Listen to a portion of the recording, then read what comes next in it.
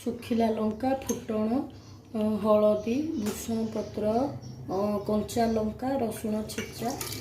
କୋଳଥ ଡାଲିଟି ଆମେ ସିଝେଇବା। ତ ମୁଁ ଟିକେ ପାଣି ଦେଲି, ଦି ଗ୍ଲାସ୍ ଖଣ୍ଡେ ପାଣି ଦେଲି। ଗ୍ୟାସ୍ରେ ବସେଇଦେଲି। ବସେଇବା। କୋଳଥ ଡାଲିଟିକୁ ଧୋଇ ଦେଇଥିଲି, ଧୋଇକି ଛାଣିକି ରଖିଦେଇଛି। ଏଥିରେ ଆମେ 1 ଚାମଚ ହଳଦୀ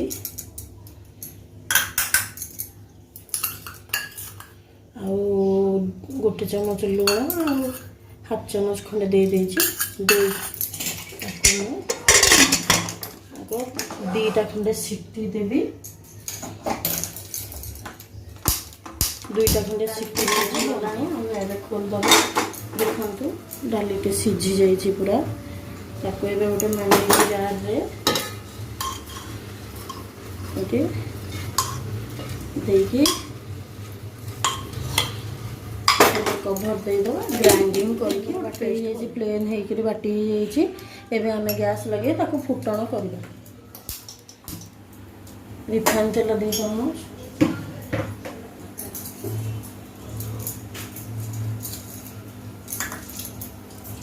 सुखिला लंका, फुटण टी बहलिया डाली टी मोटा पेस्ट हो जाता। मुझे पानी देके टिके पतला कली। 1 ग्लास खंडे लिमिट रे पानी देवे। बढ़िया कली। आधे फुटण लंका पकई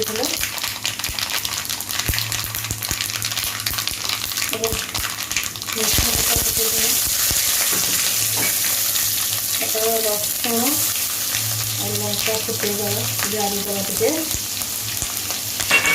रसुण लंका रसुण टी लाल हो गला पड़े टे रसुण लाल हम लाल जो रसुण टी लाल हम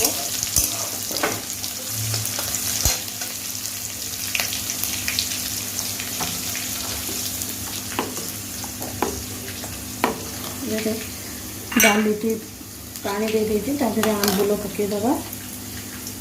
आंबुल जहाँ को जी खटा पसंद हल्का खटा हम बेसी आउे हल्का चीनी खटा मिठार कोलथ डाली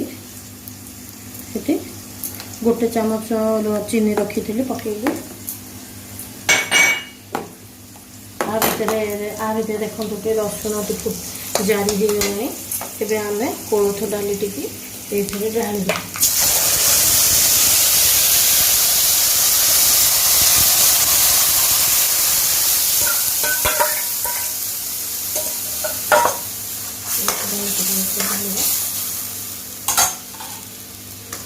कोलथ डाली भल भाव फुटब। आम आधे आगे बहला हो आसले आपको आम टे पानी देदेबा। कोलथ डालवा टे आम फुटे छाड़देव। केड़े सुंदर फुटिकी सुंदर देखा। रसुण जेहेतु फुटी बढ़िया बास्ना भी हो। देखो कोलथ डाली टे टाइम लगे सी फुटापी न फुटिले पानी कंचा पानी बास्नाटा रही बास्ना हेनी। देखो डालीटी फुटी गला। एवं आपको आम गोटे जगह काढ़ीदबा। काढ़ी देखो ये आम धनिया पत्र पकईदबा। होगला आमर कोलथ डाली। रोची भिडियोटी जदि भल लगी थाए लाइक सब्सक्राइब शेयर करेंगे। बेल आइकन टी को प्रेस करदे जमी आपण नुआ वीडियो आमर सब देखिपारे।